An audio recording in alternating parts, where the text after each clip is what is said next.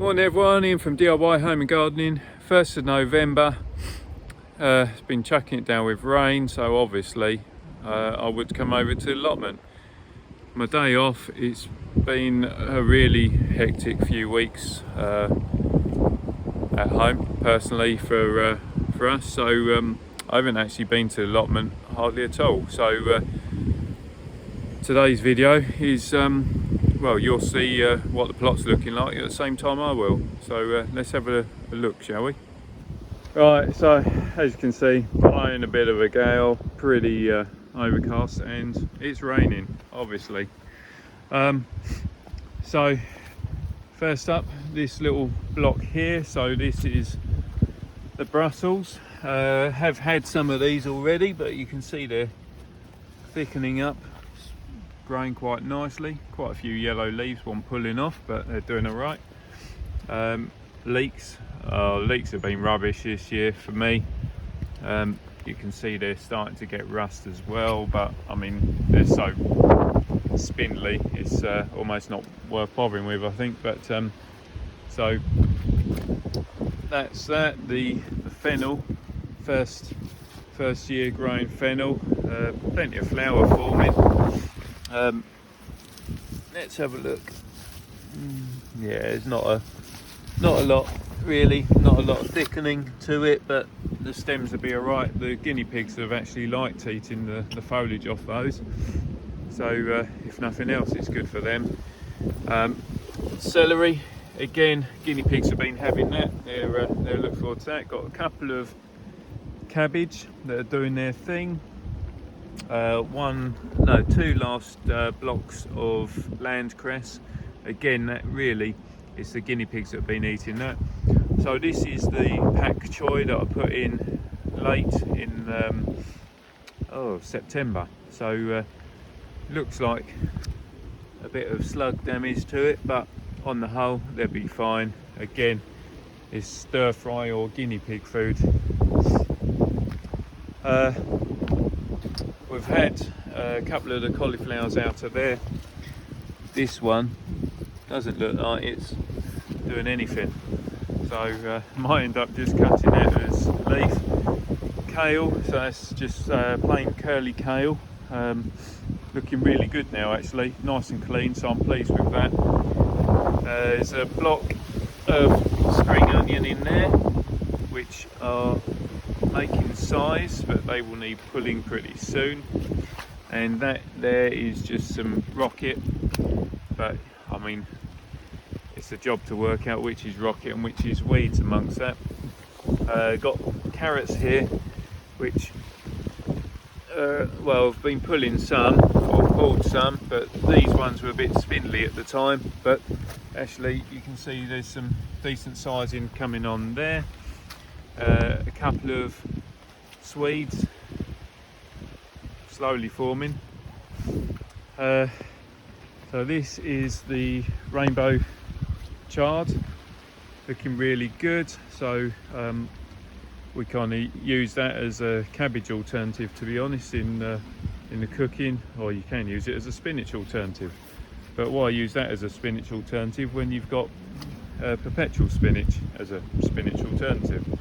So again, looking good. Bit of yellowing there, odd bit of powdery mildew, but that's really where the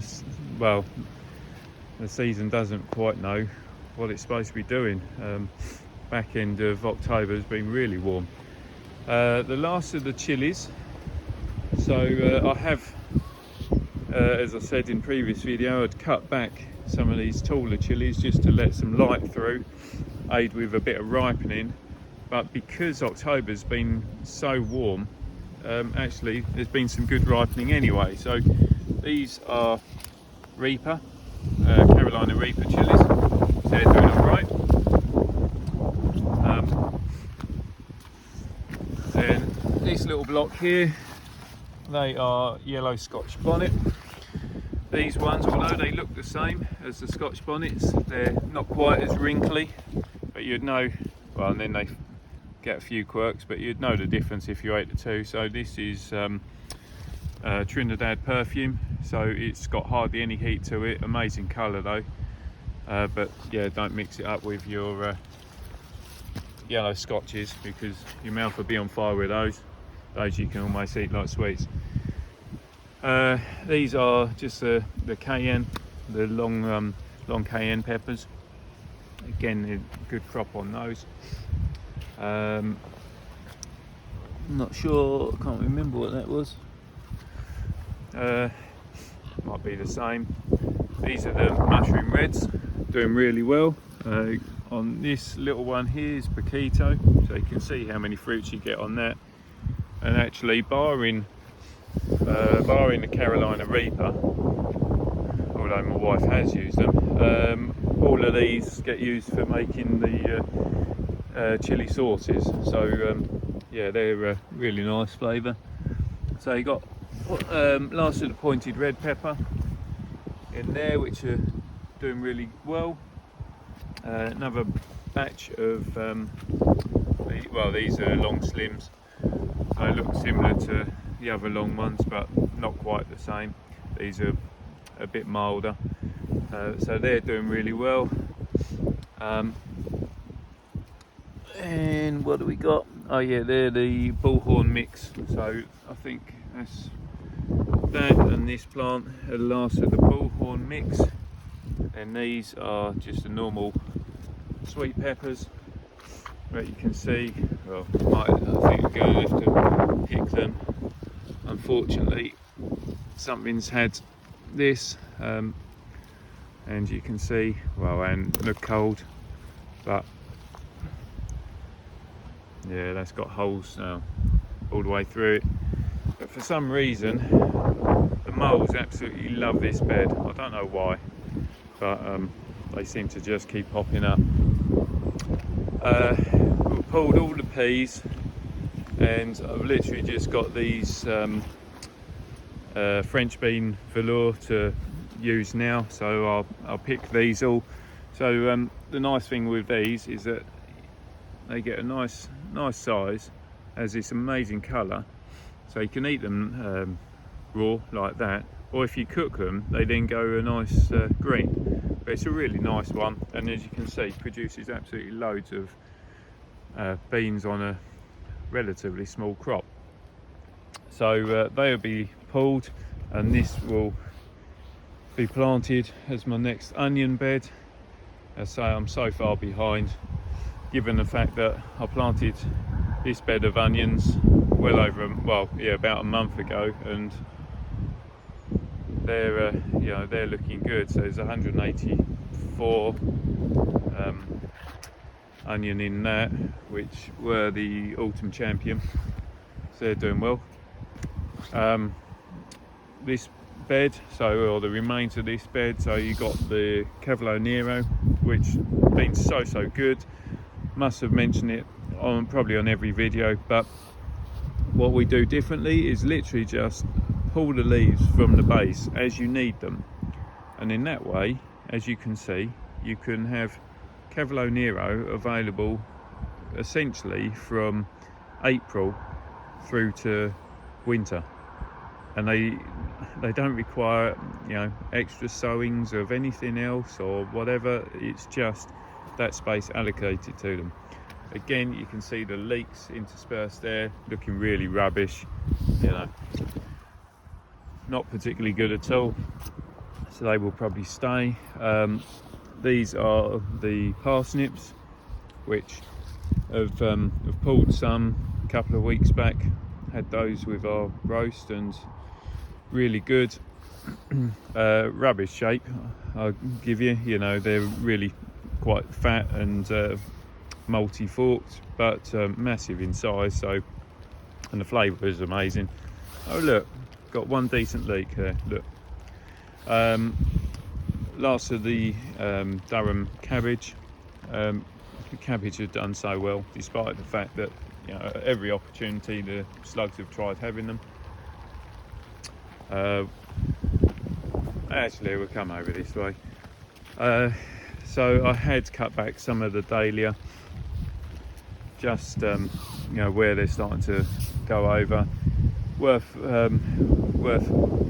as you do these sorts of things, if you're growing your cut flowers and you want to keep them, just whilst you've got flowers on them, make sure you've got a label as well, because once they're cut back to this, you won't have any clue as to what they are, not unless you've got a good memory, so which I don't necessarily. So started cutting back those. I'll need to come through and cut back the last of these.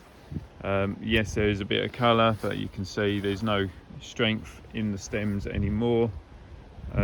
So that is today's job, to essentially cut all these back. I won't bother lifting the tubers though until we get really like the first frost. Yeah, you can see that, you know, with the bit of flower on, I have purposely left it because the bees absolutely love it. You know, they're quite happy having a blown flower. The sunflowers have, again, they've done their thing, but just leaving the seeds on for the birds and to self-seed.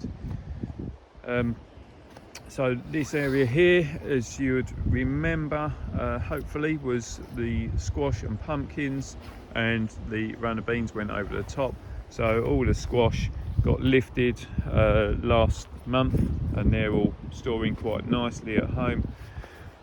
Well, this is kind of my disaster zone this year, but finally the chrysanthemums are into flower, but you know, you can see they've been absolutely crucified by the wind up here, by my poor attempt at staking them or holding them in place with the strings, and also the squash just kind of pulled them over.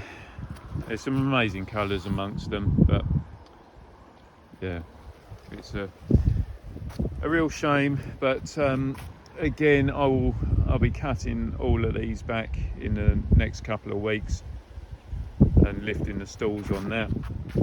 Yeah, they've just got bent and ruined, which is a shame, but it is what it is. Oh look, I've got a rogue snowball onion there. Yeah, so again, this bed's been left empty, ready for the next things. The only thing that are still growing in there is the gooseberry cuttings and the black currants, and really that's kind of where I'm at in most things. The compost's been filling up nicely. These are the Christmas potatoes, which again, something's had them, and I think they're also getting a bit wet, so I might just end up lifting them and chuck them if they're no good. And you can see how bad I've been, because I've still got the box of onions there and all my garlic there to plant. That is all the butternut squash, so these two were pulled out separate because they need to ripen more. Those ones are all nicely dried, so they're perfect for cooking with. That's the last of the ukicuris. Well, here anyway, there's a couple at home. Could do with a light in here. Then we've got a couple of batches of shallots. Basically, they were so rubbish in the ground this year because I planted them late, so I've lifted them all. That's Golden Gourmet, and then Mikor, which is this thin one, but as I say, they were so poor in the ground that I've saved or lifted them, saved them, and they will be replanted come the springtime.